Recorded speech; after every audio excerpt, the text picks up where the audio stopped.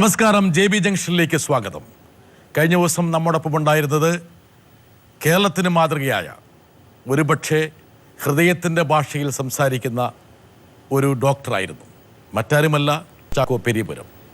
അദ്ദേഹവുമായിട്ടുള്ള സംഭാഷണം ഹൃദയത്തിൻ്റെ ഭാഷയിൽ തുടരുക.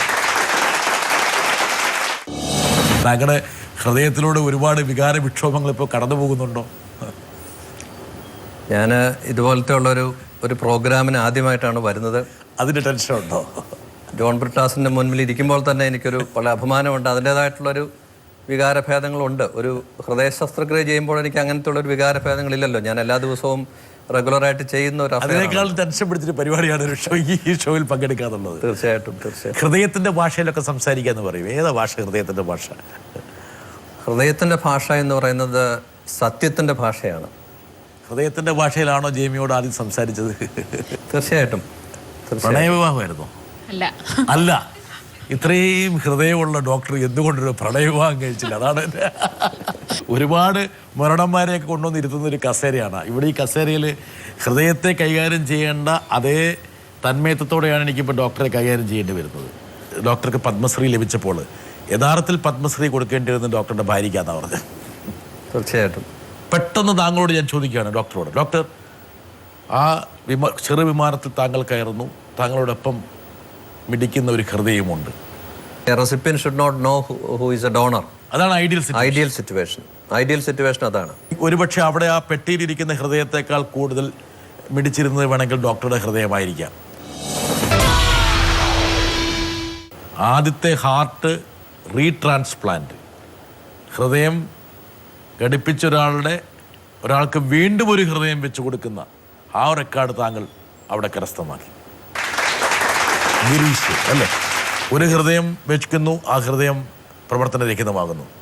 ഇതൊക്കെ വളരെ റിസ്ക് ആയിട്ടുള്ളൊരു കാര്യമില്ല ഡോക്ടർ. എങ്ങനെ ഡോക്ടർക്ക് അങ്ങനെ ഒരു രണ്ടാമതൊന്നും കൂടി ഒരു പരീക്ഷണം നടത്താമെന്ന് തോന്നിയത് എങ്ങനെയാണ്? അത് പരീക്ഷണമായിരുന്നില്ല, അതൊരു ആവശ്യകതയായിട്ട് മാറി എന്നുള്ളതാണ്. ഗിരീഷ് എന്ന് പറയുന്ന വ്യക്തി ഇത്രയും ആത്മധൈര്യമുള്ള ഒരു വ്യക്തിയെ നമ്മൾക്ക് വളരെ ചുരുക്കമായിട്ട് നമ്മുടെ ജീവിതത്തിൽ കണ്ടുകിട്ടാറുള്ളൂ. നമ്മൾ ഹൃദയം മാറ്റിവെച്ച എല്ലാ വ്യക്തികൾക്കും ആത്മധൈര്യമുണ്ട്, നമ്മൾ സാധാരണ ഒരു ആവറേജ് പേഴ്സണേക്കാളും. കാരണം സ്വന്തം ഹൃദയം മാറ്റിവെക്കപ്പെടാനുള്ള ഒരു തീരുമാനം എടുക്കുക എന്ന് പറയുന്നത് ശരിക്കും ശക്തമായ ഇൻഡിവിജ്വാലിറ്റി ഉള്ളൊരു വ്യക്തിക്ക് അത് സാധിക്കും. Girish was extra ordinarily Brave. മാത്രമല്ല, അദ്ദേഹം ഹൃദയ ശസ്ത്രക്രിയയെപ്പറ്റിയും അദ്ദേഹത്തിൻ്റെ അസുഖത്തെപ്പറ്റിയും ഒരു ഡോക്ടർക്ക് അറിയാവുന്ന അത്രമാത്രം ഇൻഫർമേഷൻ അദ്ദേഹത്തിനുണ്ടായിരുന്നു. ആദ്യത്തെ ഹൃദയം മാറ്റിവെൽ അദ്ദേഹം ബാംഗ്ലൂരാണ് ജോലി ചെയ്തിരുന്നത്. ലിസി ഹോസ്പിറ്റൽ എൻ്റെ അടുത്ത് കാണാൻ വന്നു. അദ്ദേഹത്തിൻ്റെ അസുഖത്തെപ്പറ്റി പറഞ്ഞു. ഹൃദയം മാറ്റിവെക്കൽ ശസ്ത്രക്രിയ മാത്രമേ മാർഗമുള്ളൂ എന്ന് പറഞ്ഞു. ഗിരീഷ് നേരെ പറഞ്ഞിട്ട് എനിക്കറിയാം, ഐ നോ ദാറ്റ് ഡോക്ടർ. അപ്പോൾ എന്താണ് ഗിരീഷിൻ്റെ തീരുമാനം? ഞാൻ ഡോക്ടറെ പറ്റി അറിഞ്ഞു, അതുകൊണ്ടാണ് ഞാൻ അതിനുവേണ്ടി ബാംഗ്ലൂരിൽ നിന്ന് വന്നിരിക്കുന്നത് എന്നാണ് അദ്ദേഹം പറഞ്ഞത്. അപ്പോൾ എനിക്ക് ആത്മവിശ്വാസം പകർന്നു വന്ന ഒരു വ്യക്തിയായിട്ടാണ് ഞാൻ അദ്ദേഹത്തെ. രണ്ടാമത് വീണ്ടും ആ ഒരു മുഹൂർത്തം വന്നപ്പോൾ രണ്ടാമത്തെ മുഹൂർത്തത്തിൽ അദ്ദേഹത്തിന് വളരെ അപ്രതീക്ഷിതമായിട്ട് അദ്ദേഹത്തിൻ്റെ മാറ്റിവെച്ച ഹൃദയത്തിൽ ഒരു വാൽവിന് ഇൻഫെക്ഷൻ വന്നതാണ് പ്രധാനപ്പെട്ട കാരണം. ആ ഇൻഫെക്ഷൻ നമുക്ക് ട്രീറ്റ് ചെയ്യാൻ പറ്റാത്തൊരു സാഹചര്യത്തിൽ അദ്ദേഹം പെട്ടെന്ന് വാർഡിൽ വെച്ച് അദ്ദേഹത്തിൻ്റെ കാർഡിയക് അറസ്റ്റ് ഉണ്ടാവുകയാണ്. അപ്രതീക്ഷിതമായ സമയത്ത് പെട്ടെന്ന് ഹൃദയം നിശ്ചലമാകുന്നു. ഞങ്ങളെല്ലാവരും ഓപ്പറേഷൻ തിയേറ്ററിൽ നിന്ന് ഓടിച്ചെന്ന് അദ്ദേഹത്തെ റിവൈവ് ചെയ്യുകയാണ്. ഏകദേശം 30 മിനിറ്റോളം അദ്ദേഹത്തിന് റിസസിറ്റേഷൻ കൊടുത്തു. ഞങ്ങളുടെ ഇവിടെ പങ്കെടുക്കുന്ന പല വ്യക്തികളും അതിൻ്റെ ഭാഗഭാക്കുകളായിരുന്നു. ഒരിക്കലും തിരികെ കിട്ടത്തില്ല എന്ന് പറഞ്ഞിരുന്ന സാഹചര്യത്തിൽ അദ്ദേഹത്തിൻ്റെ ഹൃദയം വീണ്ടും മിടിച്ചു തുടങ്ങി. അദ്ദേഹത്തെ ഞങ്ങൾ ICUവിൽ കൊണ്ടുവന്നു. 2 ദിവസം അദ്ദേഹം വെന്റിലേറ്ററിലായിരുന്നു. ആ വെന്റിലേറ്ററിൽ നിന്ന് അദ്ദേഹം അനായാസം പുറത്തു വന്നു. വീണ്ടും അദ്ദേഹം സംസാരിക്കാൻ തുടങ്ങി.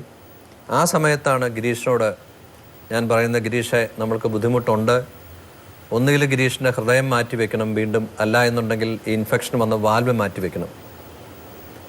അപ്പോൾ ഗിരീഷ് പറഞ്ഞു, ഡോക്ടർ, എനിക്കറിയാമായിരുന്നു ഈ വാൽവിന് ഇൻഫെക്ഷൻ വന്നപ്പോൾ തന്നെ ഞാൻ കംപ്ലീറ്റ്ലി സെർച്ച് ചെയ്തു. ലോകത്തിലെ എല്ലായിടത്തും വാൽവ് വീണ്ടും മാറ്റിവെച്ച പേഷ്യൻസിൻ്റെ റിസൾട്ട് മോശമായിരുന്നു. ഇപ്പോൾ രണ്ടാമതൊരു ശസ്ത്രക്രിയ ഡോക്ടർ എന്നിൽ പ്ലാൻ ചെയ്യുന്നുണ്ടെങ്കിൽ എൻ്റെ ഹൃദയം വീണ്ടും ഒന്ന് മാറ്റിവെക്കുന്നതായിരിക്കും എൻ്റെ പേഴ്സണൽ താല്പര്യമെന്ന് ഗിരീഷ് എന്നോട് പറയുന്നു. ഓക്കെ. ഇപ്പോൾ ഗിരീഷിനോട് ഞാൻ തിരിച്ച് പറയുകയാണ്, ഗിരീഷെ, ഒരു ഹൃദയത്തിനായിട്ട് മാസങ്ങൾ രോഗികൾ കാത്തിരിക്കാറുണ്ട്. ഇപ്പോഴത്തെ നമ്മുടെ സാഹചര്യം ഒരു എർജൻറ്റ് സിറ്റുവേഷനാണ്. അങ്ങനത്തെ ഒരു സിറ്റുവേഷനിൽ നമുക്കൊരു ഹൃദയം കിട്ടുക, രണ്ടാമത്തെ ഹൃദയം മാറ്റിവെക്കൽ ശസ്ത്രക്രിയ ഞാൻ ചെയ്തിട്ടില്ല, ചെയ്യുന്നത് ഞാൻ കണ്ടിട്ടില്ല. ഇന്ത്യയിൽ ആരും ചെയ്ത് വിജയിപ്പിച്ചിട്ടില്ല. അത് ചെയ്യാനുള്ള ഒരു സാഹചര്യം, ആ സമയത്ത് ഹൃദയം കിട്ടാനുള്ള ഒരു സാധ്യത, ഇതൊക്കെ നമ്മളെ സംബന്ധിച്ചിടത്തോളം ദൈവത്തോട് നമുക്ക് പ്രാർത്ഥിക്കാം. അപ്പോൾ അദ്ദേഹം കൈ പിടിച്ച് എന്നെ ഇങ്ങനെ കാണിച്ചു. ഞാൻ അവിടെ നിന്ന് മാറി. ഒരു 3 മണിക്കൂർ കഴിഞ്ഞപ്പോഴത്തേക്കും ഗിരീഷിന് വീണ്ടും രണ്ടാമത്തെ ഹൃദയസ്തംഭനം ഉണ്ടാവുകയാണ്. ഹൃദയം നിശ്ചലമാകുന്നു. ഇത്തവണ ഏകദേശം 50 മിനിറ്റോളം ഞങ്ങൾക്ക് അദ്ദേഹത്തിൻ്റെ ഹൃദയത്തിന് ആർട്ടിഫിഷ്യലായിട്ട് മസാജ് കൊടുത്ത് അദ്ദേഹത്തെ വളരെ അത്ഭുതകരമായിട്ട് റിവൈവ് ചെയ്തു. ആ റിവൈവ് ചെയ്യുന്നതിൻ്റെ അവസാന സമയങ്ങളിൽ പ്രതീക്ഷ വിട്ട് ഞാൻ എൻ്റെ മുറിയിൽ വന്ന് തലയിൽ കൈയും കൊടുത്ത് ഇങ്ങനെ ഇരിക്കുമ്പോഴാണ് എൻ്റെ അനസ്തറ്റിസ്റ്റ് ഡോക്ടർ ജേക്കബ് എബ്രഹാം ഈ ഡോറിലൂടെ വന്നിട്ട് എന്നോട് പറയാണ്, സാറേ, ലേക്ക് ഷോർ ആശുപത്രിയിൽ ഒരു 35 വയസ്സുള്ള ഒരു ഹെൽത്തി പേഴ്സൺ ബ്രെയിൻ ഡെഡ് ആയിട്ട് ഹൃദയം നൽകാൻ തയ്യാറാണ്.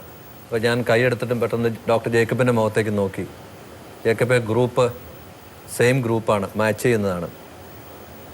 ആ സമയത്ത് ശരിക്കും എനിക്ക് ഏറ്റവും കൂടുതൽ വികാരമുണ്ടായ ഒരു സമയമായിരിക്കും എൻ്റെ പ്രൊഫഷണൽ ജീവിതത്തിൽ. കാരണം ഞാൻ ഓപ്പറേഷൻ ചെയ്യാൻ അനിവാര്യതയിൽ പ്രഷറൈസ്ഡ് ചെയ്തിരിക്കുന്ന ഒരു സാഹചര്യം, ഈ ഹൃദയം കൊണ്ടുവന്ന് രണ്ടാമത് ഗിരീഷിൽ സ്ഥാപിക്കുക എന്നുള്ള ഒരു വലിയ ദൗത്യം, ഇതെല്ലാം മനസ്സിലൂടെ കടന്നുപോയി. ഞാൻ അവിടെ കസരയിൽ നിന്ന് എഴുന്നേറ്റിട്ട് പറഞ്ഞു, ലെറ്റസ് ഗോ. പിന്നീടുള്ള നിമിഷങ്ങളും മണിക്കൂറുകളും എല്ലാം പെട്ടെന്നായിരുന്നു. ഞങ്ങളുടെ ടീം അംഗങ്ങൾ, ഞങ്ങൾക്കൊരു നല്ല സ്ട്രോങ് ടീമുണ്ട്. ഡൊണേഷന് പോകുന്നു എന്ന് പറഞ്ഞു കഴിഞ്ഞാൽ ഓരോരുത്തരും അവരുടെ കർമ്മങ്ങളിലേക്ക് കയറുകയാണ്.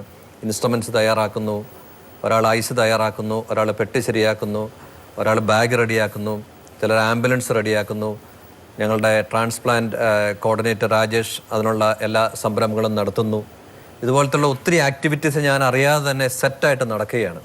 ഒരു ടീം ഹൃദയം കൊടുക്കാൻ വെയിറ്റ് ചെയ്യുന്ന ആ രോഗിയുടെ ആശുപത്രിയിലേക്ക് പോയിരുന്നു. അതിൻ്റെ പരിശോധനയ്ക്കായിട്ട് ഹൃദയം സ്യൂട്ടബിൾ ആണോ, അതിനെന്തെങ്കിലും കൺജനീറ്റലായിട്ടുള്ള അബ്നോർമാലിറ്റീസ് ഉണ്ടോ, വേറെ എന്തെങ്കിലും ഇലക്ട്രോളൈറ്റ് ഇൻബാലൻസ് ഉണ്ടോ, അങ്ങനത്തെ ഒത്തിരി പരിശോധനകൾക്കായിട്ട് സ്കൗട്ടിംഗ് എന്ന് പറയുന്ന ഒരു പ്രോഗ്രാമുണ്ട്.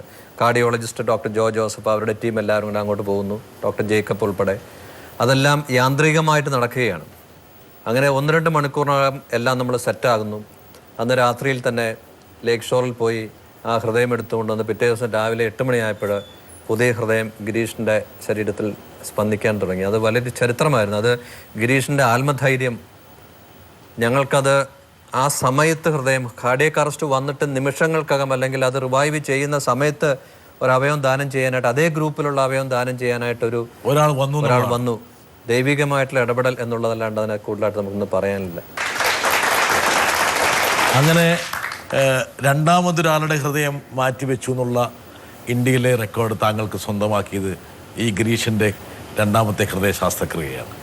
ഡോക്ടറുടെ പ്രവർത്തനത്തെ നിരീക്ഷിക്കുന്ന ഒരുപാട് ആൾക്കാരുണ്ട്. വേണമെങ്കിൽ ഒരാളെ ഞാൻ കൊണ്ടുവരാം. ഇത്രയും വർഷം ഞാൻ ജോസിൻ്റെ കൂട്ടത്തിൽ വർക്ക് ചെയ്തിട്ട് ഐ തിങ്ക് വൺ ക്യാരക്ടർ എനിക്ക് ഒത്തിരി ഇംപ്രസ് ചെയ്തിരിക്കുന്ന is this energy that you have. It's A tremendous energy. രാത്രിക്ക് 4 സർജറി കഴിഞ്ഞിട്ടും ഡോക്ടർ ജോസിനെ ഞാൻ മീറ്റ് ചെയ്യുമ്പം he's looks fresh, as A ഇപ്പോൾ വീട്ടിൽ നിന്ന് വന്ന് ഇരിക്കുന്ന പോലെയാണ്. And he is going for the next surgery. In fact കാത്ത് ലാബിൽ ആൻജിയോപ്ലാസ്റ്റിയും ആൻജിയോഗ്രാം കഴിഞ്ഞിട്ട് എനിക്ക് ക്ഷീണം വരുമ്പോഴത്തേനും ഞാൻ തിയേറ്ററിലോട്ട് പോയിട്ട് ഡോക്ടർ ജോസിനെ കാണും. And we forget our tiredness. I wonder from where you get this tremendous energy. See, പൊതുവെ ഹാർട്ട് ഇൻസ്റ്റിറ്റ്യൂട്ടിൽ everybody works for about 8 to 10 hours a day. It's a busy center. From 8 o'clock in the morning till about 10-11 in the night, you perform about 4 to 5 bypass surgeries. That by itself is an incredible feat for a human being for so many years. താങ്കളുടെ ഒരു പവറിൻ്റെ energy ലെവലിനെ കുറിച്ചാണ് പറയുന്നത്. Profession ഇങ്ങനെ തലയിൽ അടിച്ചു കഴിഞ്ഞാൽ പിന്നെ ഒരു ക്ഷീണവും ഒരു ബുദ്ധിമുട്ടും ഒരു വിശപ്പും ഒന്നും ഉണ്ടാകാറില്ല. തീർച്ചയായിട്ടും നമ്മളൊരു ഹാർട്ട് സർജന് അല്ലെങ്കിൽ ഒരു ന്യൂറോ സർജന് വേണ്ട ഒരു ബിഗ് ക്വാളിറ്റിയാണ് ഒരു സർജറിയിലേക്ക് പ്രവേശിച്ചു കഴിഞ്ഞാൽ. കാരണം വേറെ ഏത് സ്പെഷ്യാലിറ്റിയിൽ ഒരു ശസ്ത്രക്രിയ പരാജയപ്പെട്ടാലും ഒരു വ്യക്തിയുടെ ജീവൻ നഷ്ടപ്പെടുന്നില്ല. ഒരു ഹൃദയ ശസ്ത്രക്രിയയുടെ പരാജയം എന്ന് പറയുന്ന ഒരു വ്യക്തിയുടെ നഷ്ടമാണ്. ആ വ്യക്തി മരിക്കുക എന്നുള്ളതാണ് ഹാർട്ട് സർജറി ഫെയിലിയർ. അവിടെ നമ്മൾക്ക് ബാഹ്യ പ്രേരണകൾക്കോ ബാക്കിയുള്ള സ്റ്റിമുലേഷൻസിനോ അവിടെ യാതൊരു പ്രസക്തിയുമില്ല. അത് 3 മണിക്കൂർ കൊണ്ട് തീരേണ്ട ശസ്ത്രക്രിയ 8 മണിക്കൂറായാലും 13 മണിക്കൂർ വരെ ഒറ്റ നിൽപ്പിൽ നിന്നുകൊണ്ട് എനിക്ക് ശസ്ത്രക്രിയ ചെയ്യേണ്ട സാഹചര്യങ്ങൾ വന്നിട്ടുണ്ട്. ഒരു ഗ്ലാസ് വെള്ളം പോലും കുടിക്കാൻ പറ്റാത്ത സാഹചര്യത്തിൽ. അവിടെ നമ്മൾക്ക് നമ്മുടെ വ്യക്തിപരമായ പ്രശ്നങ്ങളോ അല്ലെങ്കിൽ നമ്മുടെ ചുറ്റും നടക്കുന്ന പ്രശ്നങ്ങളൊന്നും നമ്മളെ ബാധിക്കുന്നില്ല. We are just concentrating on the life of an individual. Failing the surgery means loss of life. ജീവൻ തുടിക്കുന്നതാണ് താങ്കളെ ശ്രദ്ധിക്കുന്നത്. തീർച്ചയായിട്ടും അത് ഞങ്ങളുടെ ജീവിതത്തിൽ ഞങ്ങളുടെ ട്രെയിനിങ് പീരീഡ് മുതൽ എത്ര വയസ്സ് മുതലാണ്, ഏകദേശം 24-ാമത്തെ 25-ാമത്തെ വയസ്സ് മുതൽ ഹൃദയ ശസ്ത്രക്രിയയിൽ. ഇപ്പം എത്ര ഹൃദയ ശസ്ത്രക്രിയ ഡോക്ടർ ചെയ്തിട്ടുണ്ടാവും? ഏകദേശം 15,000-നോടടുപ്പം. 15,000 ഹൃദയങ്ങളുമായിട്ട് താങ്കൾ സംവദിച്ചു കഴിഞ്ഞു അല്ലേ? തീർച്ചയായിട്ടും. എനിക്കൊന്ന് ഇവിടെ താങ്കളോടൊരു ചോദ്യമായിട്ടില്ലെങ്കിൽ താങ്കളോട് എന്തോ ആരാഞ്ഞുകൊണ്ട് മലയാളത്തിൻ്റെ ഒരു സൂപ്പർ സ്റ്റാർ ഇവിടെ ഈ ഷോയിൽ ഭാഗവാക്കാകുകയാണ്. നമസ്കാരം ഡോക്ടർ. ഡോക്ടറുടെ ആതുര സേവന താല്പര്യവും ഡോക്ടറുടെ ജീവകാരുണ്യ പ്രവർത്തനങ്ങളുടെ താല്പര്യമൊക്കെ വളരെ സന്തോഷപൂർവ്വം ബഹുമാനപൂർവ്വം നോക്കി കണ്ടിട്ടുള്ള ഒരാളാണ് ഞാൻ. ഡോക്ടർ സാധാരണ നമ്മൾ പറയുന്നത് ഡോക്ടർ ദൈവത്തിന് താഴെയാണെന്നാണ്. ദൈവം കഴിഞ്ഞാൽ ജീവൻ രക്ഷിക്കാൻ കഴിവുള്ള ആൾ ഡോക്ടറാണ്. മനുഷ്യൻ്റെ ഏറ്റവും പ്രധാനപ്പെട്ട അവയവം എന്ന് വെച്ചാൽ മനുഷ്യൻ്റെ ചിന്തകളും ധാരണകളും സങ്കല്പങ്ങളും സ്വപ്നങ്ങളും ഒക്കെ ഹൃദയം കൊണ്ടാണ് നമ്മൾ കാണുന്നതും കേൾക്കുന്നതും. അല്ലെങ്കിൽ ഹൃദയത്തെ തൊട്ടു, ഹൃദയം കൊണ്ട് പറഞ്ഞു, ഹൃദയത്തെ കാണുന്നു. അങ്ങനെ ഹൃദയം എന്ന് പറയുന്നത് വളരെ വളരെ വളരെ പ്രധാനപ്പെട്ടെന്നത് ഫിസിയോളജിക്കലി തന്നെ സത്യമാണ്. ഈ നമ്മൾ വളരെ പെട്ടെന്ന് എൻ്റെ ഹൃദയം പൊട്ടിപ്പോയി അല്ലെങ്കിൽ അങ്ങനെയൊക്കെ പറയുന്നത് വളരെ ലോലമായ ഒരു അവയവമാണ് ഹൃദയം എന്നാണ് നമ്മൾ ധരിച്ചു വെച്ചിരിക്കുന്നത്. ഒരുപാട് പ്രൊട്ടക്ഷനൊക്കെ ഉണ്ട്. ഹൃദയം വളരെ സൂക്ഷിച്ചാണ് ദൈവം സൂക്ഷിച്ചിരിക്കുന്നതൊക്കെ നമുക്കറിയാം. എന്നാലും ഈ ഹൃദയത്തെ താങ്കൾ പെട്ടെന്ന് ഇത്ര അനായാസമായിട്ട് എങ്ങനെ കയ്യിലെടുത്ത് കൈകാര്യം ചെയ്യുന്നു?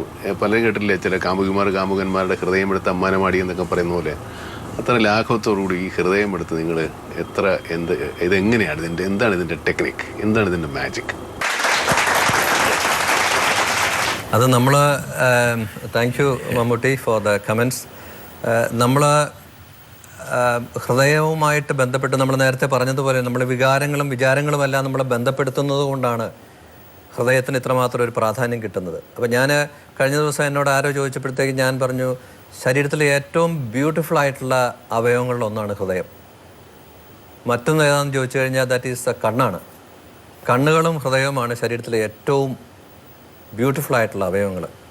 ഹൃദയം നമുക്ക് കാണാമാവില്ല ഫിസിക്കലി, പക്ഷെ നമ്മുടെ മനുഷ്യ ഹൃദയങ്ങളെ നമുക്ക് കാണാൻ പറ്റും. ഏറ്റവും കൂടുതൽ ഭിത്തിയിൽ വരച്ചിട്ടുള്ളൊരു അവയവം അത് തന്നെയായിരിക്കും. അത് തന്നെയാണ്. ഉള്ളിക്കൂടെ ഒരു ആരമൊക്കെ ഇട്ടിട്ടൊക്കെയുള്ള. അതെ അതെ. അപ്പം ഡോക്ടർ പഠിച്ച മറ്റേ കോട്ടയം മെഡിക്കൽ കോളേജിന്റെ ഭിത്തികളിലൊക്കെ ഒരുപാട് ഹൃദയം തറച്ചു വെച്ചിരുന്നു ആൾക്കാർ. മെഡിക്കൽ കോളേജ് ഹോസ്റ്റലുകളിലൊക്കെ ഇങ്ങനെ ഹാർട്ട് തീർച്ചയായിട്ടും അത് ഉണ്ടായിരുന്നു. പക്ഷെ അതൊക്കെ കണ്ടിട്ടാണോ താങ്കൾ ഹൃദയ ഡോക്ടറാകണം താല്പര്യപ്പെട്ടത്? ഞങ്ങളുടെ കാലഘട്ടങ്ങളിൽ അതൊന്നും വലിയൊരു ഇതായിരുന്നില്ല. ഞങ്ങളിപ്പം അന്നൊക്കെ എന്ന് പറഞ്ഞാൽ ഈ ഹൃദയത്തിന്റെ പടങ്ങൾ വരച്ചു വെക്കുന്നത്, ഇപ്പൊ ഈ മൊബൈലിലൊക്കെ പറഞ്ഞ പോലെ അന്നൊക്കെ ഞങ്ങൾ ഈ റോക്കറ്റ് വിക്ഷേപിക്കുന്ന പരിപാടികളായിരുന്നു. ഈ പ്രണയ ലേഖനങ്ങൾ കൊടുക്കുന്നത് കത്തുകളായിരുന്നല്ലോ അന്നൊക്കെ കൊടുത്തിരുന്നത്. ചേച്ചി ഇവിടെ ഇരിപ്പുണ്ട് കേട്ടോ. അപ്പൊ ഞാൻ ഒരു നിമിഷം മറന്നുപോയി. അതെ അതെ. അപ്പൊ ഞാനൊരിക്കൽ 2003 ഹൃദയം ആരോപിടും പെൺകുട്ടി സ്ഥലത്തേക്ക്. അതെ. അപ്പൊ ആരോയില് നമുക്ക് വേണ്ട മെസ്സേജ് അപ്പൊ കറക്റ്റ് അവിടെ ചെന്ന് ഇപ്പൊ ഞാൻ ഡോക്ടർക്ക് ഒരു പേപ്പർ ഡോക്ടർക്ക് ഉണ്ടാക്കി വിടാൻ പറ്റും. ഞാൻ വിട്ടിട്ടില്ല. അപ്പൊ വിടുന്ന ആൾക്കാരെ പ്രോത്സാഹിപ്പിക്കുന്നു അത്രയും. അപ്പൊ ഹൃദയം എന്ന് പറയുന്നത് ഞങ്ങളെ സംബന്ധിച്ചിടത്തോളം ഒരു അവയവം മാത്രമാണ്, പ്രത്യേകിച്ച് ശസ്ത്രക്രിയയുടെ സമയത്ത്. അതുകൊണ്ട് മമ്മൂട്ടി പറഞ്ഞതുപോലെ ഹൃദയമിട്ട് അമ്മാനമാടുന്നു എന്നുള്ളതൊക്കെ തീർച്ചയായിട്ടും അതൊരു സിനിമാറ്റിക് വേർഡ്സ് ആണ്. ഒരു കലാകാരൻ കാണുന്ന പോലെ അല്ല താങ്കൾ ഹൃദയത്തെ. അതെ അതെ. രണ്ടും വ്യത്യാസമാണ്. It's a life, it's an organ, it's a precious organ and it is diseased and it has to be sorted out. അത് പിന്നെ ജീവിതത്തിലേക്ക് തിരിച്ചു കൊണ്ടുവരാൻ വേണ്ടിയിട്ടുള്ള ഒരു, അതായത് ഇത് ആരാണ്, ഞാൻ എൻ്റെ ഓപ്പറേഷൻ തിയേറ്ററിൽ കിടക്കുന്ന വ്യക്തി ചിലപ്പം എൻ്റെ രാജ്യത്തെ ഏറ്റവും വലിയ ഇമ്പോർട്ടൻ്റ് ആയിട്ടുള്ള ഒരു വ്യക്തി ആയിരിക്കാം, അല്ലെങ്കിൽ എൻ്റെ ഒരു ബന്ധുവായിരിക്കാം. പക്ഷെ ഞാൻ ശസ്ത്രക്രിയ തുടങ്ങിക്കഴിഞ്ഞാൽ ഇത് ആരുടെ ഹൃദയമാണ് എന്നുള്ളൊരു ചിന്ത ഡോക്ടറുടെ മനസ്സിലുണ്ടാകില്ല. ഈ ഹൃദയത്തിലെ അസുഖം എന്താണ്, ബ്ലോക്കുകൾ എവിടെയാണ് ഞാൻ ബൈപ്പാസ് കണക്ട് ചെയ്യേണ്ടത്, അതുപോലത്തെയുള്ള ചിന്തകളാണ് എൻ്റെ മനസ്സിൽ. അതിൻ്റെ ഹൃദയത്തിൻ്റെ സർഗാത്മകതയേക്കാൾ താങ്കൾ ഹൃദയത്തിൻ്റെ ഒരു മെഡിക്കൽ വശത്തിനാണ് താങ്കൾ ഊന്നൽ കൊടുക്കുന്നത്. തീർച്ചയായിട്ടും. മമ്മൂക്കയാണ് ഹൃദയ ഡോക്ടറെങ്കിൽ അതിൻ്റെ സർഗാത്മകതയ്ക്കായിരിക്കും വേണമെങ്കിൽ ഊന്നൽ കൊടുക്കുക. ഒരാളും കൂടെ വരട്ടെ. ഡോക്ടർ ജോസ് ചാക്കോ പെരിയപുറം ഇക്കാലത്തിൻ്റെ മെഡിക്കൽ സൈഡിലെ ഇതിഹാസ നായകൻ എന്ന് തന്നെ തീർത്ത് പറയാം. ഇന്ന് ഞാൻ ഉയിരോടിരിക്കുന്നതിൻ്റെ കാരണം മിസ്റ്റർ ഡോക്ടർ ജോസ് ചാക്കോ പെരിയപ്പുറം എന്ന് പറഞ്ഞ ഈ ഇതിഹാസ പുരുഷൻ മൂലമാണെന്നുള്ള കാര്യത്തിൽ യാതൊരു സംശയവുമില്ല. ഞാൻ എന്നെ ഓപ്പറേറ്റ് ചെയ്യുമ്പോൾ അദ്ദേഹത്തിനോട് ചോദിച്ചു, ഇതെങ്ങനെയാണ് ഡോക്ടർ? എനിക്കറിയത്തില്ല. I am a layman, I have no idea about all this. ഞാൻ അദ്ദേഹത്തിനോട് ചോദിച്ചതാണ്, ഈ ആർട്ടറിയോ വെയിനോ കട്ട് ചെയ്തുകൊണ്ട് വന്നിട്ട് എൻ്റെ ഹൃദയത്തിൻ്റെ ആർട്ടറിയുമായിട്ട് എങ്ങനെ വല്ല പശ വെച്ച് ഒട്ടിക്കുകയാണോ എന്ന് ഞാൻ അറിയാതെ തമാശ വേണം ചോദിച്ചു. ഫെവിക്കോളുമാതിരി വല്ലതും വെച്ച് ഒട്ടിക്കുകയാണോ എന്ന് ചോദിച്ചു. പുള്ളി ചിരിച്ചു. അത് ഞാൻ തയ്ക്കുക എന്ന് പറഞ്ഞു. ഒരു സൂചിയുണ്ട്, സ്പെഷ്യൽ മെറ്റൽ വെച്ചുണ്ടാക്കിയ ഒരു സൂചി വെച്ചിട്ട്, വലിയ കോസ്റ്റ്ലി അത് വെച്ചിട്ട്, അത് വളഞ്ഞ സൂചി, അതിൽ ഇങ്ങനെ നൂല് മാതിരി, അതൊക്കെ സ്പെഷ്യൽ ഹൃദയത്തിൽ അലിഞ്ഞു ചേരുന്ന നൂലൊക്കെ വെച്ചിട്ടാണ് ഈ ആർട്ടറികൾ രണ്ടും കൂടെ ഒന്നിച്ച് പിടിച്ചിട്ട് ഇദ്ദേഹത്തിൻ്റെ കരങ്ങൾ കൊണ്ടാണ് ഇങ്ങനെ തയ്ച്ചെടുക്കുന്നത്. തയ്ക്കുന്നതിനിടെ 2 ആർട്ടറി അല്ല ഒരു വെയിനിൻ്റെ പീസുമായിട്ട്. അപ്പോൾ ഞാൻ ചോദിച്ചത് എവിടുന്നാണ് എടുക്കുന്നത്? അപ്പോൾ ഇത്രയും കാലം ഞങ്ങൾ എടുത്തുകൊണ്ടിരുന്ന കാലിൽ നിന്നാണ് എടുക്കുന്നത് ക്യാപ്റ്റൻ.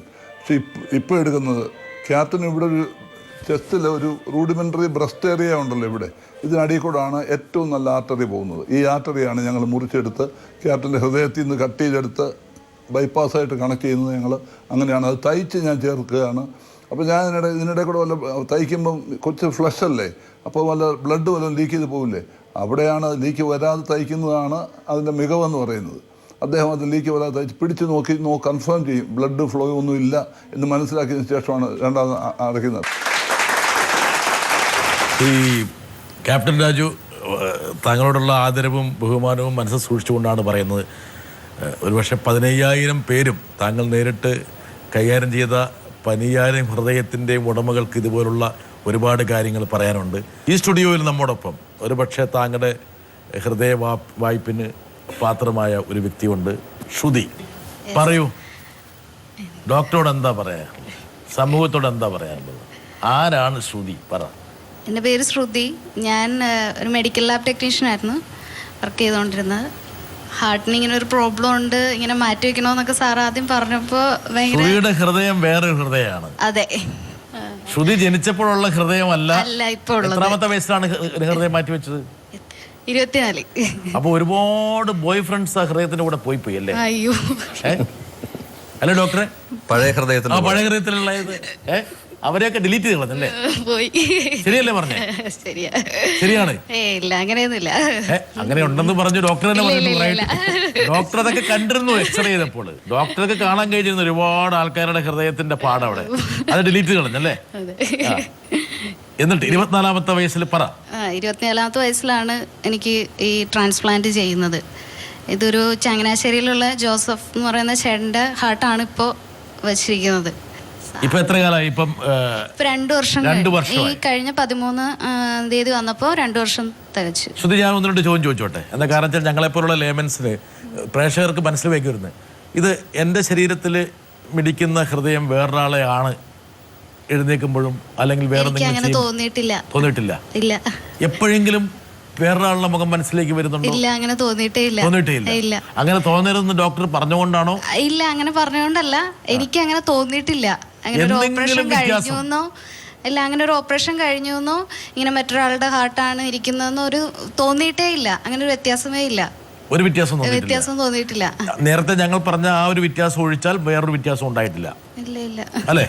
കുറെ ഡിലീറ്റ് ചെയ്ത് കളഞ്ഞ ഒഴിച്ചു കഴിഞ്ഞാൽ ബാക്കിയൊന്നും ഉണ്ടായില്ല. ഒന്നും ഉണ്ടായിട്ടില്ല.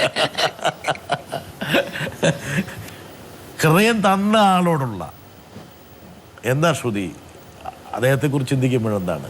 ഞാൻ ഇതുവരെ കണ്ടിട്ടില്ല, അവരെയൊന്നും കണ്ടിട്ടില്ല. പക്ഷെ എന്നെ ചേട്ടൻ്റെ സിസ്റ്റർ എന്നെ വിളിക്കാറുണ്ട്, സംസാരിക്കാറുണ്ട് ഫോണിൽ. ഇപ്പോൾ ഈ കഴിഞ്ഞ 2 വർഷമായപ്പോഴും അവർ വിളിച്ചു, സംസാരിച്ചു. അവർക്ക് സന്തോഷമുണ്ട് നമ്മളിങ്ങനെ ആരോഗ്യത്തോടെ സന്തോഷത്തോടെ ഇരിക്കുന്നതിൽ. അവരോട് ഒരുപാട് നന്ദി, കടപ്പാടുണ്ട്. അവരുമായിട്ട് ഇടയ്ക്ക് സംസാരിക്കുന്നതിനപ്പുറത്ത് വേറെ എന്തെങ്കിലും? ഇല്ല. ജസ്റ്റ് അവര് വിളിക്കും, നമ്മുടെ സുഖവിവരങ്ങൾ അന്വേഷിക്കും, അത്രയൊക്കെ ഉള്ളൂ. കൂടുതൽ മിങ്കിൾ ചെയ്യുന്നതിന് ഡോക്ടർ എതിരാണല്ലേ? ആക്ച്വലി പ്രൊമോട്ട് ഒരു വൈകാരികമായിട്ടൊരു അടുപ്പ് ഉണ്ടായിരുന്നുള്ളതാണ്. ശ്രുതി, ഇത് ഹൃദയം മാറ്റി വെക്കണം, എൻ്റെ ഹൃദയം കളഞ്ഞ് വേറൊരു ഹൃദയം വെക്കണം എന്നൊക്കെ ഡോക്ടർ പറയുമ്പോൾ സാധാരണ ആൾക്കാർ ഒന്ന് ഞെട്ടിക്കുന്നതാണ്. എന്താ കാരണം വെച്ചാൽ കുട്ടിയാണെങ്കിൽ ഒരു സാധാരണ ഒരു പശ്ചാത്തലത്തിലുള്ളൊരു കുട്ടിയാണ്, ഒരു ചെറിയൊരു ജോലിയാക്കിയായിട്ട് ജീവിക്കുന്നു. ഇതുപോലുള്ള വലിയ ഒരു ഓപ്പറേഷന് വിധേയമാകുമ്പോൾ സംഭവിച്ചേക്കാവുന്ന വലിയ ദുരന്തങ്ങളെക്കുറിച്ചൊക്കെ മനസ്സിൽ ഒരുപാട് മിന്നലാട്ടങ്ങൾ ഉണ്ടായിട്ടുണ്ടാവില്ലേ? ഞാൻ പറഞ്ഞ പോലെ സാമ്പത്തിക ബുദ്ധിമുട്ടാണ് ഒന്നാമത്തെ പ്രശ്നം. പെട്ടെന്ന് ഇത് പറയുമ്പോൾ ഒരുപാട് നമുക്ക് ഒരുപാട് പൈസ ചിലവുള്ള ഇതാണ് ഈ ഓപ്പറേഷൻ എന്ന് പറയുമ്പോൾ. അപ്പോൾ അതാണ് പെട്ടെന്ന് മനസ്സിലോട്ട് വന്നത് തന്നെ.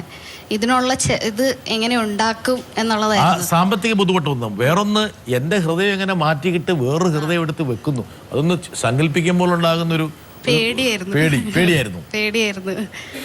നമ്മൾ പ്രതീക്ഷിക്കുന്നില്ല ഇങ്ങനെ ഇതാണ് സാറ് പറയാൻ പോകുന്നതെന്ന്. നമ്മളോട് ചെന്നിരുന്നു, പിന്നെ സാറെല്ലാം വിശദമായിട്ട് പറഞ്ഞു തന്നു.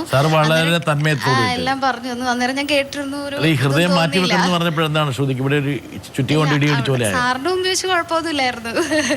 സാറ് മാറി കഴിഞ്ഞപ്പോഴാണ് കഴിഞ്ഞപ്പോ കുറച്ച് കരഞ്ഞു, പുറത്ത് പോയിരുന്നു. അത് കഴിഞ്ഞ് പിന്നെ എല്ലാം ഓക്കെ സമ്മതിച്ചു, ചെയ്യാം എന്നുള്ളൊരു ഇതിലെത്തി. ഈ കുട്ടി മുമ്പ് ചെയ്തുകൊണ്ടിരുന്ന എല്ലാ ജോലികളും ഈ കുട്ടിക്ക് ഇപ്പം ചെയ്യാവോ ഡോക്ടറെ? ജോലി ചെയ്യാനായിട്ട് നമുക്ക് നമ്മളെ ഒരു പേഷ്യനെ സംബന്ധിച്ചിടത്തോളം ഹാർട്ട് ട്രാൻസ്പ്ലാന്റേഷന് ശേഷം ഫിസിക്കൽ ഡിഫിക്കൽറ്റി ഉണ്ടാകത്തില്ല. പക്ഷെ നമ്മൾ കുറച്ച് കാര്യങ്ങൾ നമ്മൾ നിയന്ത്രണം വരുത്തും. കാരണം വെച്ച് കഴിഞ്ഞാൽ നമ്മളുടെ ഹൃദയം എത്ര മാച്ചിങ് ആണെങ്കിലും നമ്മുടെ ശരീരം ഈ ഹൃദയത്തെ റിജക്ട് ചെയ്യാനുള്ള ഒരു പ്രവണത. അത് ഏത് കാലയളവ് വരുവാണ്? ജീവിതകാലം മുഴുവനും അങ്ങനത്തെ ഒരു പോസിബിലിറ്റീസ് ഉണ്ട്. പക്ഷെ സമയം കഴിയുന്നതോടൊപ്പം അതിന്റെ first 1 year is very important. ആ ഫസ്റ്റ് 1 yearൽ റിജക്ഷനുള്ള ചാൻസ് വളരെ കൂടുതലാണ്. ആ ഒരു വർഷം ഇവർക്ക് പ്രത്യേക ഡ്രില്ലുണ്ടോ, മെഡിക്കൽ ഡ്രില്ലുണ്ടോ? മെഡിക്കൽ ഡ്രിൽ എന്ന് പറഞ്ഞു കഴിഞ്ഞാൽ അതിന് മെഡിസിൻസ് ആണ് നമ്മൾ കൊടുക്കുന്നത്. ഹയർ ഡോസസിൽ നമ്മൾ ഇമ്മ്യൂണോ സപ്രസൻസ് എന്ന് പറയും, നമ്മുടെ പ്രതിരോധ ശക്തി കുറയ്ക്കുന്ന ചില മെഡിസിൻസ് കൊടുക്കണം. അത് നല്ല ഹയർ ഡോസസിൽ ഹയർ ലെവൽ രക്തത്തിൽ നമ്മൾ പരിശോധിക്കാൻ്റെ ലെവലുകൾ ആ ഹയർ ലെവലിൽ നിർത്തുന്ന ഒരു 1 year ആയിരിക്കും.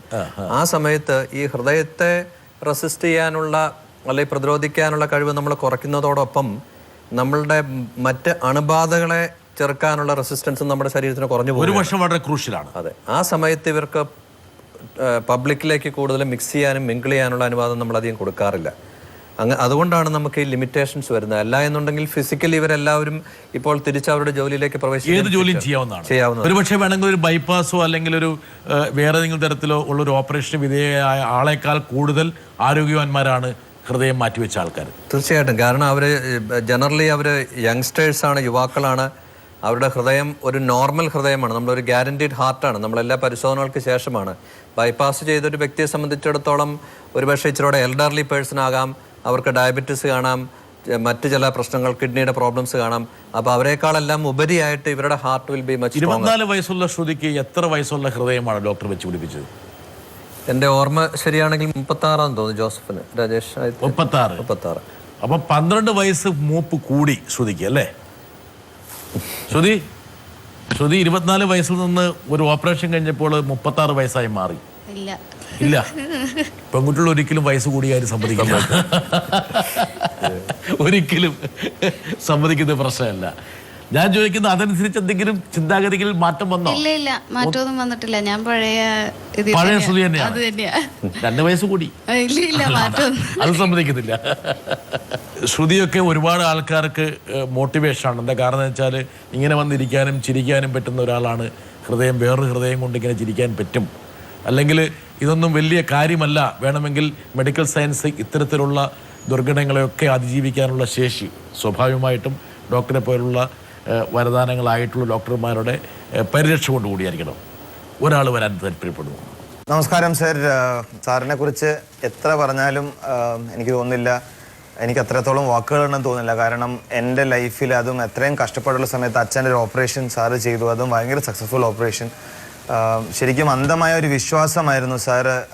നന്നായി എന്താ പറയുന്നത്, സാറിനുള്ളൊരു വിശ്വാസം, അതും സാറിൽ എൻ്റെ അച്ഛൻ്റെ അച്ഛൻ എനിക്ക് തോന്നുന്നു വളരെ സന്തോഷമായിരുന്നു സാറ് ചെയ്യുന്നത്. അത് മാത്രമല്ല അവിടെ മാത്രമാണ് ചെയ്യുള്ളൂ. സാറിൻ്റെ ലിറ്ററലി ഗോഡ് ഗിവൻ ഹാൻഡ്സ് പോലെയാണ്. അപ്പോൾ വളരെ വളരെ നന്ദി സർ.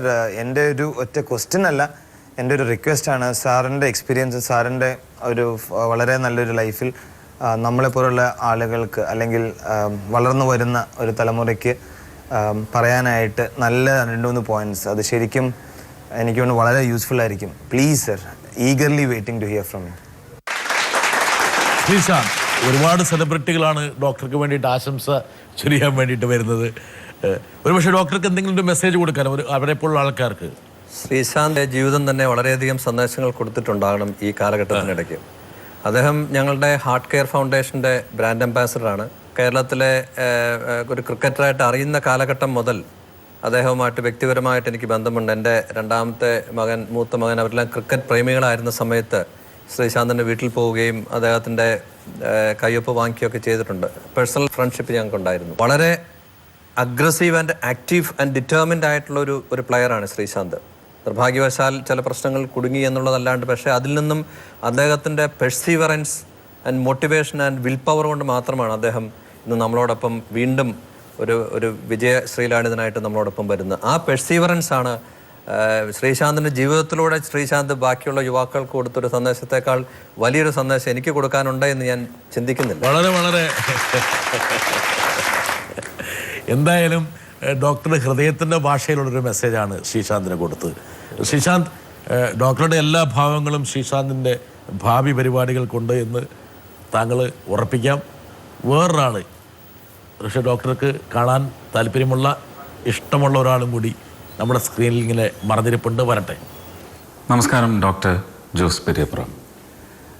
ഡോക്ടർ ജോസ് പെരിയപ്പുറമായിട്ടുള്ള എൻ്റെ അടുപ്പം തുടങ്ങുന്നത് 2005 ഭരത്ചന്ദ്രൻ IPS കഴിഞ്ഞ് റിലീസൊക്കെ കഴിഞ്ഞ് നിൽക്കുന്ന സമയത്താണ് ഡോക്ടറുമായിട്ട് പരിചയപ്പെടുന്നത്.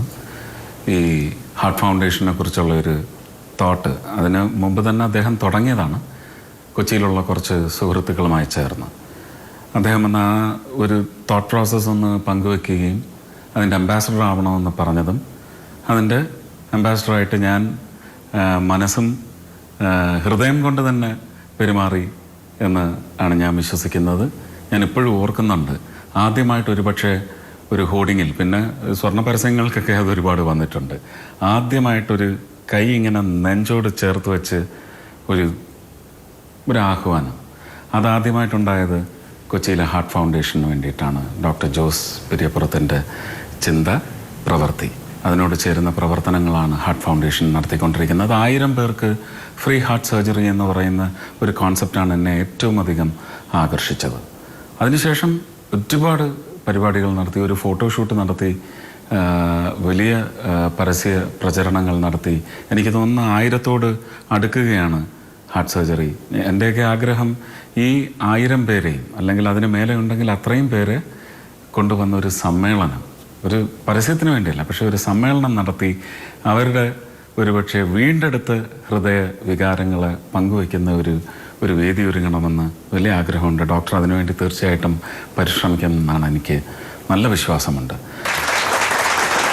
താങ്കളെ കയ്യൊപ്പ് ചാർത്തപ്പെട്ട ആ ഹൃദയത്തിൻ്റെ ഉടമകളെയെല്ലാം നമുക്കൊരു വലിയൊരു മൈതാനത്ത് കൊണ്ടുവന്ന് ഒരു കൂട്ടായ്മയിൽ പങ്കെടുപ്പിക്കണം.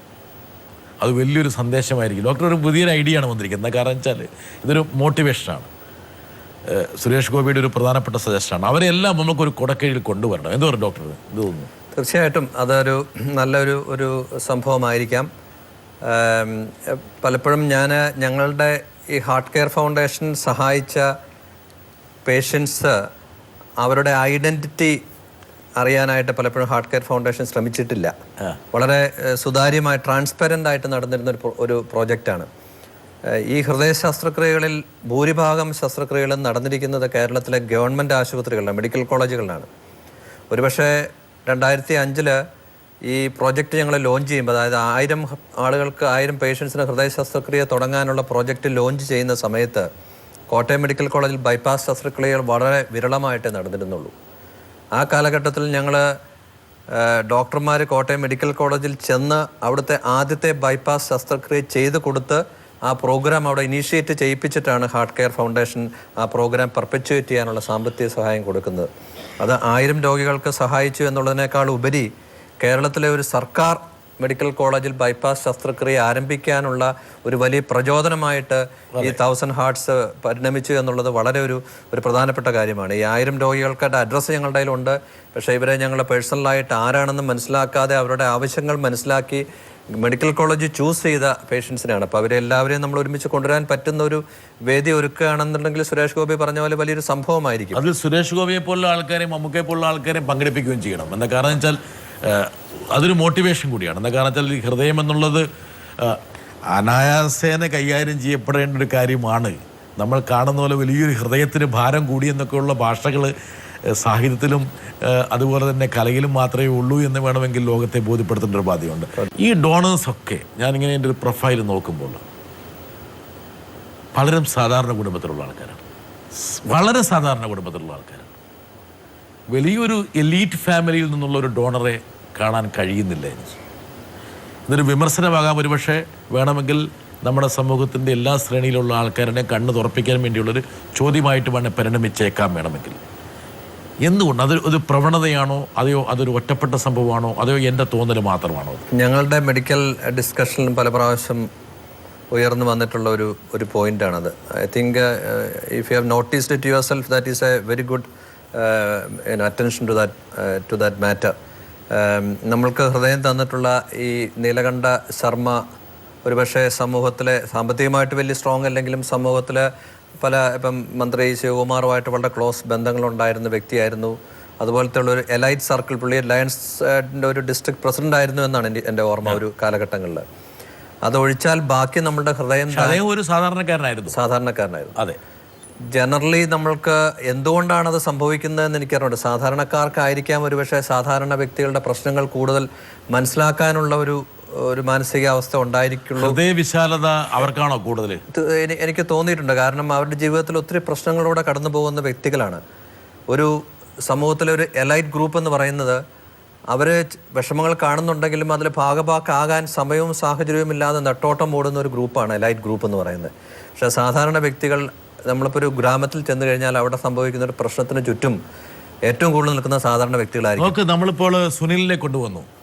കൂലിപ്പണിക്കാരനായിട്ടുള്ള സുനിലിൻ്റെ അച്ഛൻ സുകുമാരനാണ് ആദ്യം കേരളത്തിൽ ഒരു ഹൃദയം സംഭാവന ചെയ്തത്. അതെ. അതേസമയം ഉന്നത ശ്രേണിയിൽ വിഹരിക്കുന്ന എത്രയോ ആൾക്കാർ മസ്തിഷ്ക മരണം സംഭവിച്ച് അല്ലെങ്കിൽ മരിച്ച് വേർപിരിയുന്നു. ഒരാളുടെ ഹൃദയം പോലും ഞാൻ നോക്കിയിട്ട് വേറൊരാളുടെ ജീവൻ നിലനിർത്താൻ വേണ്ടിയിട്ട് പ്രദാനം ചെയ്തിട്ടില്ല. ഇതെൻ്റെ ഒരു വിമർശനമാകാം, പക്ഷേ ഡോക്ടർ തന്നെ ഇത് അടിവരയിട്ട സ്ഥിതിക്ക് എനിക്കതിനകത്തൊരു സന്തോഷമുണ്ട്. എന്താ കാരണം വെച്ചാൽ ഈ പാവങ്ങളുടെ ജീവിത സന്ദേശങ്ങൾ ഒരുപക്ഷെ എല്ലാ സമൂഹത്തിൻ്റെ തട്ടിലുള്ള വ്യക്തികളിലേക്കും അത് വിഹരിക്കട്ടെ, അത് പകരട്ടെ, അവർക്ക് കൂടിയിട്ട് ആ സന്ദേശം ഉൾക്കൊള്ളാനുള്ള ഒരു എന്താ പറഞ്ഞതിൻ്റെ ഒരു പ്രാഗൽഭ്യം, ഒരു നൈപുണ്യം ഉണ്ടാകട്ടെ എന്ന് ആശംസിക്കാം. നമുക്ക് വേറൊരാളെയും കൂടി നമുക്കിവിടെ കൊണ്ടുവരേണ്ടതുണ്ട്. നൈനോ. പറയൂ, നൈനുവിനെ പരിചയപ്പെടുത്ത്. നൈനോ പെയിന്റിംഗ് ആയിരുന്നു ജോലി. പറയൂ നൈനുവിന് എന്താ പ്രത്യേകത? ഇവിടെ വേറെ ഒരുപാട് ആൾക്കാർ ഇരിപ്പുണ്ട്, പക്ഷേ ഞാനെന്തുകൊണ്ടാണ് നൈനുവിന് മൈക്ക് തന്നത് പറ. ഇപ്പം എനിക്ക് പ്രത്യേകതയൊന്നും തോന്നുന്നില്ല. ഇപ്പോൾ ഒരു പ്രത്യേകതയില്ല, എപ്പോഴെങ്കിലും പ്രത്യേകത ഉണ്ടായിരുന്നു? നേരത്തെ സർജറിക്ക് മുന്നേ. നൈനുവിൻ്റെ ഹൃദയം നൈനുവിൻ്റെ അല്ല. എനിക്കിപ്പോൾ അങ്ങനെ തോന്നല്ല. ഇപ്പോൾ ആണ്, നേരത്തെ ആയിരുന്നില്ല. ഇപ്പം എൻ്റേതായിട്ടാണ് തോന്നണേ, വേറൊരു ഹൃദയമാണ്. അല്ല, നൈനു പേടിക്കണ്ട, ഞങ്ങൾ ആ ഹൃദയം എടുക്കാനൊന്നും പോകുന്നില്ല, അതവിടെ കിടക്കട്ടെ, അതവിടെ തന്നെ ഇരിക്കുള്ളൂ. ഡോക്ടറെ നമ്മളത് തൊടത്തില്ലല്ലോ. അത് വേണമെങ്കിൽ ഡോക്ടർ വന്നതിൻ്റെ മുകളിൽ വേണമെങ്കിൽ ആ ചങ്ങക്കൂട്ടിൻ്റെ മുകളിലൊക്കെ ഇവിടെ കൈവച്ച് നോക്കുന്നിരിക്കും, പക്ഷേങ്കിൽ അതവിടെ തന്നെ ഭദ്രമാണ്. നൈനു എങ്ങനെയായിരുന്നു, എന്താണ് നൈനുവിന് എന്ത് പറ്റി? What happen to you? Tell me, എന്തൊക്കെയാണ്? എനിക്ക് നെഞ്ചുവേദനയാണ് ഉണ്ടായത്. ഏത് വയസ്സിൽ? 24 വയസ്സ്. 24 വയസ്സ്? 24 വയസ്സിലൊരു അപകടം പിടിച്ച വയസ്സാണല്ലോ. പറയൂ. ബ്ലഡ് ഛർദിച്ചു. പെയിന്റിംഗ് ജീവനക്കാരനാണ്? അതെ അതെ. ഓക്കെ. എന്നിട്ട് 24-ാം വയസ്സിൽ താങ്കൾ രക്തം ഛർദിക്കുന്നു, ആ ഡോക്ടറെ അടുത്ത് പോകുന്നു? അല്ല, ഞാൻ വേറെ ഹോസ്പിറ്റലായിരുന്നു, അമൃതയിലായിരുന്നു. അവിടെ ചെന്ന് ഡോക്ടറെ കണ്ടു, അവര് മെഡിസിൻ തന്നു. അവിടെ വേറെ ഓപ്ഷൻ ഒന്നുമില്ലെന്ന് പറഞ്ഞ. എന്താണ് കാരണമെന്ന് അവർ പറഞ്ഞോ? എന്തുകൊണ്ടാണ് രക്തം ഛർദിച്ചതെന്ന് പറഞ്ഞോ? അത് ഹാർട്ടിന് ചെറിയ പ്രശ്നമുണ്ട്, ഒരു ഹോളുണ്ട്, ASDO. പിന്നെ ഹാർട്ടിന് കനക്കൂടുതലാണ്, ബലക്കുറവ്, അങ്ങനെ കുറച്ച് പ്രശ്നങ്ങളൊക്കെ പറഞ്ഞായിരുന്നു. എന്നിട്ട് ഡോക്ടറുടെ പേഷ്യൻ്റായി മാറുന്നു. അതൊക്കെ ഞാൻ 1.5 വർഷം കഴിഞ്ഞാണ് സാറിൻ്റെ അടുത്ത് വന്നത്. 1.5 വർഷം താങ്കൾ ആ ഹോളുമായിട്ട് നടന്നു? ഞാൻ ഈ അമൃതയിൽ പോയായിരുന്നു ട്രീറ്റ്മെൻറ്റിൽ. പിന്നെ വേറെ കുറച്ച് ഹോസ്പിറ്റലൊക്കെ കാണിച്ചായിരുന്നു. അപ്പം എല്ലായിടത്തും ഇങ്ങനെ തന്നെയാണ് പറഞ്ഞത്, ഓപ്ഷനൊന്നുമില്ല, കുറച്ച് നാൾ അല്ലെങ്കിൽ കുറേ നാൾ, ഏത് നിമിഷം എന്ത് സംഭവിക്കാം, ഏത് നിമിഷവും എന്ത് സംഭവിക്കാമെന്ന് പറഞ്ഞിട്ടും താങ്കൾ 1.5 വർഷക്കാലം ആ ഹോളുമായിട്ട് നടന്നു, ജോലിയും ചെയ്തു, മെഡിസിൻ കഴിച്ചായിരുന്നു, ജോലിക്ക് പോയിരുന്നു. ഡോക്ടർ നോക്ക്, ഒരു പാവപ്പെട്ട ഒരു പെയിന്റിംഗ് തൊഴിലാളിയുടെ ജീവനക്കാരൻ്റെ സ്ഥിതിയാണ്. വേറെ വല്ലവരാണെങ്കിൽ, അല്പം വേറെ വല്ല ആളാണെങ്കിൽ അപ്പം തന്നെ ഹൃദയാഘാതം വന്ന് പോകുമായിരുന്നു. താങ്കളൊരു സാധാരണക്കാരനായതുകൊണ്ട് താങ്കൾക്ക് ഒരു കുഴപ്പമുണ്ടായില്ല. എങ്ങനെയാണ് ഡോക്ടറുമായിട്ട് ഈ ഹൃദയത്തിൻ്റെ കാവൽ മാലാഖയുമായിട്ട് എപ്പോഴാണ് കണ്ടുമുട്ടിയത്? അവിടുത്തെ ഡോക്ടറെ കാണാനായിട്ട് വിളിച്ചപ്പോൾ പുള്ളി വേറെ എവിടെ ടൂറിന് പോയേക്കുമായിരുന്നു. അപ്പം എനിക്ക് പെയിൻ ഇടയ്ക്ക് ഉണ്ടാവാറുണ്ട്. അപ്പം അങ്ങനെ കൂട്ടുകാരൻ പറഞ്ഞ അനുസരിച്ച് ഞാനിവിടെ വന്ന് സാറിനെ കാണണമെന്ന് പറഞ്ഞ്, ഞാൻ റോണി സാറിനെ കാണണമെന്നാണ് പറഞ്ഞത്. അപ്പം എനിക്ക് സാർ ഏതാണെന്ന് അറിയില്ല, പറഞ്ഞു കേട്ടിട്ടുള്ളൂ. ഞാൻ ഒറ്റയ്ക്ക് വന്നത്, ഹോസ്പിറ്റലിലേക്ക് ഒറ്റയ്ക്കാണ് പോവാറ്. അപ്പം അങ്ങനെ ജോസഫ് സാറിനെ കണ്ടു. സാറ് നേരെ സാറിൻ്റെ അടുത്തിട്ട് വിട്ട്. അപ്പോൾ എന്നോട് പറഞ്ഞു കൂടെ ആരെങ്കിലും കൊണ്ടുവരാൻ പറഞ്ഞു. അപ്പം ഞാൻ അളിയനുണ്ട്, ചേച്ചിയുടെ ഹസ്ബൻഡ്, വിളിച്ചുകൊണ്ട് പിറ്റേ ഒരു ദിവസം സാറ് പറഞ്ഞ ദിവസം വന്നു. സാറ് പറഞ്ഞു ഇങ്ങനൊരു ഓപ്ഷൻ ഉണ്ട്, ചെയ്ത് നോക്കാം, സക്സസ് ആവണമെന്ന് പറഞ്ഞു. വേറൊരു ഹൃദയം എടുത്ത് വെക്കണമെന്ന് പറഞ്ഞു. ഡോക്ടർ വളരെ മൃദുവായിട്ടാണ് പറഞ്ഞെങ്കിൽ പോലും നിന്നും മനസ്സിലായോ അതിൻ്റെ പ്രത്യാഘാതവും ആഘാതവും അതിൻ്റെ പ്രാധാന്യമൊക്കെ? മനസ്സിലായി. എങ്കിലും സാറിൻ്റെ കൈകൾ ദൈവത്തിൻ്റെ കൈകളാണെന്ന് ഞാൻ കേട്ടിട്ടുണ്ട്. ഓ ഇല്ല, ഞാൻ ശരിക്കും അറിഞ്ഞതാണ്. എന്താ വെച്ചാൽ എനിക്ക് അവിടെ പോയി എന്ത് ചെക്കപ്പ് ചെയ്താലും സാറായിട്ട് സംസാരിച്ച് വരുമ്പോൾ ഞാൻ ഹാപ്പിയാണ്. ചെക്കപ്പ് ചെയ്തില്ലെങ്കിൽ സാറായിട്ട് സംസാരിച്ചാൽ പോലും ഞാൻ ഹാപ്പി ആയിരിക്കും. ഒരു പ്രത്യേക സംസാരം നല്ല രീതിയിലാണ്, നല്ല ഫ്രണ്ടിനെ കൂട്ടാണ് സാറ് പെരുമാറുന്നത്. അങ്ങനെ സാറിങ്ങനെ പറഞ്ഞു ചെയ്യാന്ന്. എന്നിട്ട് എങ്ങനെ സംഘടിപ്പിച്ചു അത്? അപ്പോൾ തന്നെ കൂട്ടുകാരോട് പറഞ്ഞു. ഞാൻ അടുത്തൊന്നും പറഞ്ഞില്ലായിരുന്നു, വീട്ടിലും പറഞ്ഞില്ല. അപ്പോൾ എൻ്റെ ഒരു ഫ്രണ്ട് ദുബായിലുണ്ട്, പുള്ളിനോട് ഇങ്ങനെ വിളിച്ച് ഇങ്ങനെ കാര്യം പറയാം. അപ്പോൾ എനിക്ക് ചെയ്യണമെന്ന് താല്പര്യമൊന്നും ഉണ്ടായില്ലായിരുന്നു. ഇത്രയും പൈസയൊക്കെ നമുക്ക് എടുക്കാൻ പറ്റില്ല. അപ്പോൾ രാത്രി കൂട്ടുകാരെ വിളിച്ച് പുള്ളി പറഞ്ഞു. പിറ്റേ ദിവസം രാവിലെ വീട്ടിൽ പത്രക്കാർ വന്നു. പത്രക്കാരുടെ ഫോട്ടോയൊക്കെ എടുക്കാനായിട്ട് അവർ തന്നെ എല്ലാം ചെയ്തു, എല്ലാം സ്പീഡിന് ചെയ്തു. പിന്നെ പോലെ ചെയ്യാമെന്ന് പറഞ്ഞു. ഇവിടെ ഞാൻ രജിസ്റ്റർ ചെയ്ത് പിന്നെ ഹാർട്ട് കിട്ടാനായിട്ട്. അപ്പോൾ അങ്ങനെ പിടിയുന്നായിരുന്നു. പിന്നെ സാറിനെ കാണുമായിരുന്നു ഇടയ്ക്ക്. ആ ദിവസം ഓർമ്മയുണ്ടോ? ഫെബ്രുവരി 9. ഏത് വർഷം? ഈ 6 മാസമായുള്ളൂ സർജറി കഴിഞ്ഞിട്ട്. ഓ, ഈ വർഷത്തിന് നടന്നതാണ്, 6 മാസം മുമ്പ് നടന്നതാണ്. അതെ അതെ. ആ ഹൃദയത്തിന്റെ ഉടമയെ ഓർമ്മയുണ്ടോ? ഒരു ഞാൻ കോണ്ടാക്ട് ഇല്ല എന്ന് വെച്ചാൽ 1 വർഷം കഴിഞ്ഞിട്ട് അവരായിട്ട് കോണ്ടാക്ട് മതി എന്നാണ് പറഞ്ഞേക്കണേ. 1 വർഷത്തേക്ക് ഡോക്ടർ ഇവര് ബന്ധുക്കളായിട്ട് ബന്ധപ്പെടാൻ പാടില്ല, അങ്ങനെയുണ്ടോ? പ്രത്യേകിച്ച് അങ്ങനെയൊന്നും സമയപരിധികളൊന്നുമില്ല. എങ്കിലും അതാണ് നല്ലത്, അഭികാമ്യം അല്ലേ? അതെ. ഒരു ഐഡിയൽ ആയിട്ടുള്ള സിറ്റുവേഷൻ. താങ്കൾക്ക് എന്തെങ്കിലും വ്യത്യാസം തോന്നുന്നുണ്ടോ? ഒത്തിരി ഉണ്ട്. എന്തൊക്കെ വന്നു? സ്വഭാവത്തിൽ മാറി വ്യത്യാസം? സ്വഭാവത്തിനൊന്നും മാറിയിട്ടില്ല. നേരത്തെ കുറെ ചീത്ത സ്വഭാവങ്ങൾ മാറി കിട്ടിയില്ലേ? സ്വഭാവമൊന്നും ഉണ്ടായില്ല. അങ്ങനെ നമ്മുടെ മറ്റേ ഇവൾക്ക് മാറി പോലെ കുറെ ഡിലീറ്റ് ചെയ്ത് പോയാ? ഇല്ല, കൂടെ തന്നെ ഉണ്ട്. ശരി. അവൾക്ക് പറ്റിയ പ്രശ്നങ്ങളൊന്നും ഇയാൾക്ക് പറ്റിയിട്ടില്ല കണ്ടോ? ഇവൾക്കങ്ങനെ പറ്റിയത് എന്തുകൊണ്ട് തോന്നി? അങ്ങനെ പറഞ്ഞല്ലോ അല്ലേ? പറഞ്ഞില്ല. നേരത്തെ ഉണ്ടായിരുന്നവരെല്ലാം ഡോക്ടർ ഈ ഹാർട്ടിലേക്ക് കൂടി പകർത്തി തന്നല്ലേ? ഇല്ല, സാറാ തിരികെ വെച്ച് തന്നു. ഞാൻ വെറുതെ നിന്ന് കിതയ്ക്കുമായിരുന്നു. ഭയങ്കര ക്ഷീണം. ഞാൻ ഓരോ ദിവസം തോറും എനിക്ക് നടക്കാൻ പറ്റില്ല. ഞാൻ സാറിനെ വിളിച്ച് പറയുമായിരുന്നു. ഭാരം കൂടി വരുമായിരുന്നു? അല്ല, എനിക്ക് തളർന്നു പോകുമായിരുന്നു. എണിച്ച് കഴിഞ്ഞാൽ കുറെ കഴിഞ്ഞാൽ എനിക്ക് നടക്കാനൊക്കെ പറ്റുള്ളൂ. അങ്ങനെ ഒരു ഇതായിരുന്നു. ഇപ്പൊ സർജറിക്ക് ഇപ്പൊ കുഴപ്പമില്ല. ഇപ്പൊ വളരെ ഇതായി. ഇപ്പൊ ശരിക്കും ഇതായി. ഇപ്പം സാധാരണ നോർമൽ ഇതാണ്. എന്നാലും ജോലി ചെയ്യുന്നുണ്ടോ? ഇല്ല, ജോലി ചെയ്യുന്നില്ല, റെസ്റ്റ് ആണ്. പക്ഷെ എങ്കിലും പഴയ വിമിഷ്ടങ്ങളും ബുദ്ധിമുട്ടുകളും കിതപ്പും ഒക്കെ ഭാരമൊക്കെ മാറി. പിന്നെ ചെറിയൊരു പെയിനൊക്കെ ഉണ്ട്. അപ്പൊ 6 മാസമായുള്ളൂ, പയ്യെ മാറുള്ളൂ എന്ന് പറഞ്ഞു. വേറെ ഒത്തിരി ഫ്രീ ആയ ശരീരം. ഇടയ്ക്ക് നെഞ്ചിലേക്കൊന്നും നോക്കുന്നുണ്ടോ? ഇല്ല, ആ ഭാഗത്തേക്ക് നോക്കുന്നില്ല. ദൈവം തന്നൊരു ജീവിതം. താങ്കൾ ഹാപ്പിയാണ്? ഞാൻ ഹാപ്പിയാ. വീട്ടിലാരൊക്കെ ഉണ്ട്? വീട്ടിലിപ്പോൾ അമ്മ മാത്രമേ ഉള്ളൂ. എൻ്റെ സർജറിക്ക് 1 മാസം മുന്നെയാണ് അപ്പച്ചൻ മരിച്ചുപോയ. പിന്നെ ചേച്ചി കല്യാണം കഴിഞ്ഞ് 2 പിള്ളേരുണ്ട്. ഇപ്പൊ വീട്ടിൽ അമ്മയെ നോക്കേണ്ട ഉത്തരവാദിത്വം താങ്കൾക്കാണ് അല്ലേ? അതെ. എത്ര വയസ്സായി ഇപ്പൊ? എനിക്ക് 26 ആകുന്നു. ഹൃദയ ശസ്ത്രക്രിയ ചെയ്യുന്നതിന് മുമ്പ് ഉള്ള ഗേൾഫ്രണ്ട് ഇപ്പോഴും ഉണ്ടോ? ഇപ്പോഴും ഉണ്ട് കേട്ടോ. അപ്പൊ ഞാൻ കൃത്യമായിട്ട് മനസ്സ് വായിക്കുന്ന ആളെന്ന് മനസ്സിലായില്ലേ? കണ്ട, അയാൾ മാത്രം ആ കുട്ടിയെ, പക്ഷെ ഹൃദയത്തെ അല്ല അപ്പൊ സ്നേഹിച്ചതല്ലേ? അതെ. അറിയില്ല, അവരോട് ചോദിക്കണം. എന്തായാലും ഈ ഷോ ടെലികാസ്റ്റ് ചെയ്യുമ്പോൾ എന്തായാലും അദ്ദേഹത്തിന്റെ ഹൃദയധർമ്മിണിയെ ആൾക്കാർ കാണുന്നതാണ് അല്ലേ? അവരോടുള്ള വികാര വായ്പയും ഒക്കെ അതുപോലെയൊക്കെ ഉണ്ടോ? സ്നേഹമൊക്കെ അതുപോലെ നിൽക്കുന്നുണ്ട്. ഹൃദയം മാറ്റിയിട്ട് യാതൊരു വ്യത്യാസം ഉണ്ടായിട്ടില്ല. അതാണ് ഡോക്ടർക്ക് ഒരു പ്രത്യേകത. ഡോക്ടർ പഴയ ഹൃദയത്തിലെ എല്ലാ ഡേറ്റാസും പുതിയ ഹൃദയത്തിലേക്ക് ട്രാൻസ്ഫർ ചെയ്യാനുള്ള വിദ്യയുണ്ട്. അതും കൂടി ഈ കുട്ടിയുടെ കാര്യത്തിൽ മാത്രമേ ചെയ്തില്ല. അങ്ങനത്തെ ഒരുപാട് പേരുള്ളതുകൊണ്ട് അത് പ്രശ്നമായി പോയി. ഇയാൾക്ക് വേണ്ടി ഒരാളെ ഉള്ളതുകൊണ്ട് അല്ലേ ഡോക്ടറെ വലിയ ബുദ്ധിമുട്ടുണ്ടായില്ല. അതെ, ട്രാൻസ്ഫർ വളരെ എളുപ്പമായി തോന്നി. എന്തായാലും താങ്കളുടെ ഓരോ വാക്കുകൾക്കും അതിൻ്റെതായ ഈടും പാവവും ഉണ്ട്. സ്വാഭാവികമായിട്ടും വലിയൊരു സന്ദേശമാണ് നമുക്ക് പ്രദാനം ചെയ്തത്. ഡോക്ടറെ അവരുടെ ഓരോ വാക്കുകൾ കേൾക്കുമ്പോൾ എനിക്ക് തോന്നുന്നു താങ്കൾക്ക് കിട്ടുന്ന ഏറ്റവും വലിയ അംഗീകാരങ്ങളതാണ്.